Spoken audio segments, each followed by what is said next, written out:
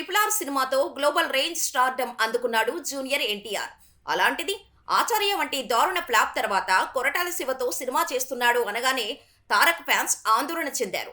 Flop డైరెక్టర్తో cinema ఎందుకు అని ప్రశ్నించారు.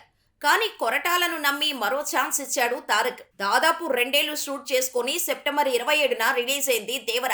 కట్ చేస్తే బెనిఫిట్ షోస్ లో మిశ్రమ స్పందన తెచ్చుకున్న దేవర ఆ తర్వాత హిట్ టాక్ తో కలెక్షన్ల సునామీ సృష్టించింది. తారక్ నటనకు అనిరుద్ అదిరిపోయే మ్యూజిక్ తోడవటంతో దేవర నెగిటివ్ కామెంట్స్ ను సైతం పక్కకు నెట్టి వసూళ్ల వరద పారించింది.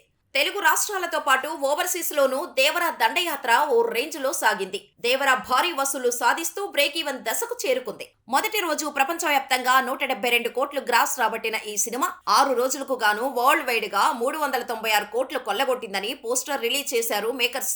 ఇటు తెలుగు రాష్ట్రాల్లోనూ దేవర అదరగొట్టింది. ఒక్క తెలుగు రాష్ట్రాల నుంచే 100 కోట్ల షేర్ మార్క్ ని క్రాస్ చేసేసి దుమ్ము లేపింది.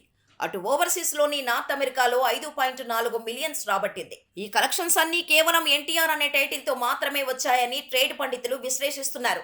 మొత్తంగా 7 రోజుల్లో 400 కోట్ల క్లబ్ లో జాయిన్ అయింది దేవర. దసరా వరకు 500 కోట్ల క్లబ్ లో జాయిన్ అయినా ఆశ్చర్యం లేదని చెప్పాలి. మరి దేవర నెంబర్ ఎక్కడి వరకు వెళ్తుందో చూడాలి.